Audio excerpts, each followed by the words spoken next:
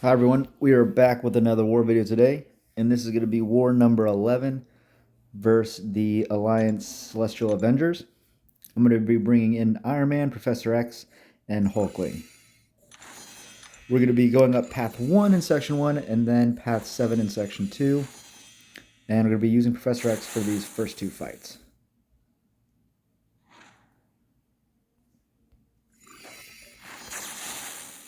For Hulk here, we're going to be using a Power Start 1. We are going to be running power back boosts, just the 150 and the 12%.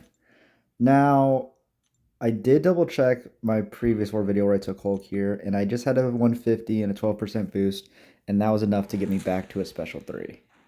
But we're going to see that is not going to be the case this time around. So, standard tactic here, parry heavy to build up to 100 Cerebro charges, and then special 3 spam. We'll dex out of the special ones if it makes sense. Here we're using our falter to get more charges up quicker. So we're up at almost at 100 now. There we get a little bit of an intercept. We get a heavy. He throws one more special one. And now we're up at 100. We're going to channel into the special 3. And my hope is that this gets us right back to a special 3. But I was cautious because I was a little concerned it was only going to get us to a special 2. And you're going to see my concern was valid. So here I'm going to wait. I want him to dash at us. I'm going to throw it.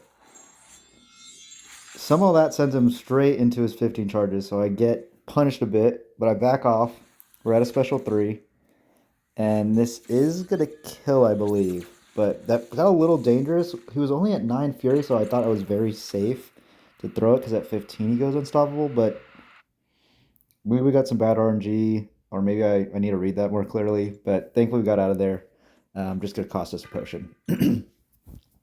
Next fight, we have Kate Bishop here. I think before when I did this, I did bring a white Magneto, but it can be done without one. It just takes a little more play at the beginning to get it set up. We want to have 3 prowess up before we are able to just parry heavy, as she does have the conflictor, whatever. She has or masochism, where she'll shrug the debuff and go unstoppable. So here we're trying to get her to play nice and back up. We can very easily heavy counter her heavy. She plays very aggressive at the beginning. So here she kind of holds block. We're able to hit into her block and get some prowess going. Still, she's got 2 indestructible. We're going to heavy punish that one. We're going to parry her special 1. That gets us a prowess. Here we have her falter, so I'm just going to build the Cerebro charges. Now we're going to get 3 prowess. We have our 3. Now we can parry heavy. She won't shrug it for masochism. We're going to parry heavy again. Want her to throw this. We're going to take it into block. We have our 4 prowess. And now we're safe to parry heavy here. We're going to heavy into the special 3, and that's going to be it. So, yeah, at the beginning, you just want to make sure you get the 3 prowess up so masochism doesn't kick in. You also want to make sure you get over 30 Cerebro charges so that she cannot evade your heavy as well as she has that ability too. So, a couple things to just watch out for, but the fight's very, very doable with Professor X without that white Magneto, as you can see. I think this second special 2 is going to end the fight. And then we're going to make our way up to path 7 here. So next we have Shuri. We're going to be using Hulkling for this. I am going to heal him up real quick because Professor X is going to take the next fight, and I do want to use the same Power Start 1 boost for that. This fight, I could have went with no boost, but I figured I might as well use the Power Start 1 since we're going to need it for the Kingpin. This fight, pretty easy. I've done it before. It's a very common placement for Shuri. The 2 probably most used champs that are sent here to take on Shuri on this node is Hulkling and then maybe Photon. There, I wanted to bait out that to trigger her untouchable. We're going to dex out of this. So now she got 0 with no armor ups. We're going to hit her once there because we do need to do a 5-hit combo to get our unblockable and then throw it because we have to break the block before we throw the special 2, as she can block unblockable specials. Here, I wanted her to throw the special 1. She's not really playing ball, but we are going to be able to punish here. And we're going to go into a special 2 with the protection down. That gets us a good amount of damage. And then now she's kind of on cooldown. Here I do make a mistake. What I should have done is just relicked, then heavy to get the knockdown, and then throw my special 2. That would have had the protection down. But here we're just going to relic, full combo with the Furies, with the protection down, and that's going to end it. So safer would have been to do the heavy knockdown, then special 2 with the Furies up, but she still goes down without issue. Now we're throwing in on our mutant boosts, 12%, and this one we are running the 200 from here on out. We have 2 more. Besides this one, Professor X fights. Here I'm just checking the boosts are good. We see our power start 1 still got over a minute, so we're definitely safe. And we're going to take Kingpin here with Professor X. I think this is our fourth time on this node using Professor X. I like Professor X best for this fight. Just because he has the falter if he needs to get an opening while Professor X is unblockable. The plan is to have him dash back so that we can hinder his block a bit and get some prowess going. He is going to shrug off 1 debuff, I think. But we got our prowess up now. Now we can parry heavy. Parry heavy again. We have our 5 prowess. He throws a special 1. We're going to use our falter here to get a bunch of cerebro charges. There we go. He throws a special 1 again. We're going to hit into him a bit. Parry. Again, just want to make sure we have 3+ prowess at all times. There, I can get the heavy spacing most of the time, but it's better just be safe. Here we're at the 4 prowess. We have our falter. We get a channel into our special 3. And that's going to be the fight. I did throw on... Oh no, this one I didn't have max recoils. I do throw on max recoils after the next fight. But this one, I think we get him down in 2.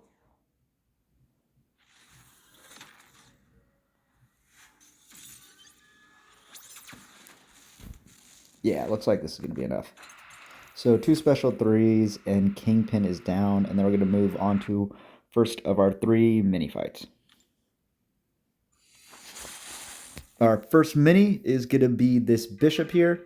We are going to use Iron Man. You can use Iron Man. You can use Omega Sentinel. That's who I used to use. But Omega Sentinel, you really want to have suicides on to make the fight go faster. Iron Man, he is his armors are nullify immune, but his dexterity is not. So I'm going to do my best to not trigger dexterity. I am running an invul just in case I accidentally push him to special 3. Honestly, with how tanky Iron Man is, I could probably eat a couple special 3s just because of how much armor reps he's going to build up. At the beginning here, you'll see I do try and play around the power sting. Near the end, I just say screw it. But I will try and throw my special ones right before he goes over bar power if I can help it. Like there. Just so we don't take power sting damage. And I'll try and parry his specials if it makes sense. But my key thing here is I don't want to trigger dexterity. That's what I care about most. Power sting's secondary to that. And then parrying his specials is probably last. Again, it's not an issue at all, really. Here, you'll see I did throw the special one. I wasn't worried about the recoil or the power sting. There, he heats the special 1, and that is going to be the fight. So, no big crits from Iron Man, but still super safe fight. Next up, we have Elsa here. This is going to be on node 41. We took this last war. We did flip on max recoil for this, so we can get the special 3 spam going with even more damage. In this fight, I am going to make a fairly big air. So same strategy as last time, though. I want to get my 4 heavies in. I do have the white mag, so I can get the longer heavy. I want to do 1 more parry here. She is at 2 bars. Now we just want to get a re-parry or bait a heavy out. She does throw the heavy. 4-hit combo turtle up. We bait 1 more. And I want to do a light ending combo here to trigger my cerebral charges. And as you'll see, I did not. And when I did that, I'm sweating. I'm like, oh boy, this will probably get me back to a special 3, but she could throw her special. Things could get weird. So I'm very much waiting to see how this goes. And thankfully, it does kill. I'm pretty sure I would have been able to salvage it, but it's just still a really dumb mistake. Obviously, if I do a lightning combo, I trigger the mind control, and then there's zero concern whatsoever. But yeah, thankfully the special 3 did kill, and that's one of the reasons you put on max recoil. Without max recoil, I very much doubt that would have killed. Our last fight of the war is going to be the Bulsseye here. Um, kind of a nothing fight. I don't want to say a nothing fight. Bulsseye is Bulsseye, so it could go sideways very quickly. We pretty much just want to parry heavy for the win. So parry heavy, get to 100 cerebral charges, throw a special 3, and special 3 spam. And we're going to just take his specials into block. I'm not going to try and dex them. I know the special 2 is probably a little bit easier to deal with, or you can avoid most of the damage, but I'm just going to take the special ones. Last fight for Prof X. If I lose some damage, it's fine. The falter can't trigger against, or the falter won't do any damage or cause us any issues because we have, you know, a miscounter. So here we're up around 100. We're going to knock him down. We have 100. We're going to throw it.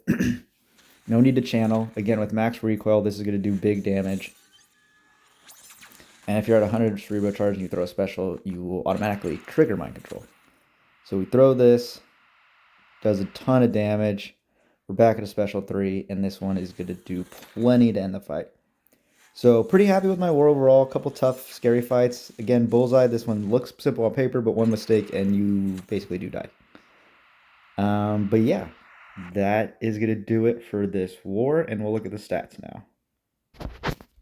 So we do end up winning 12-7. So really good performance from us. Another strong showing. And the BG did fantastic.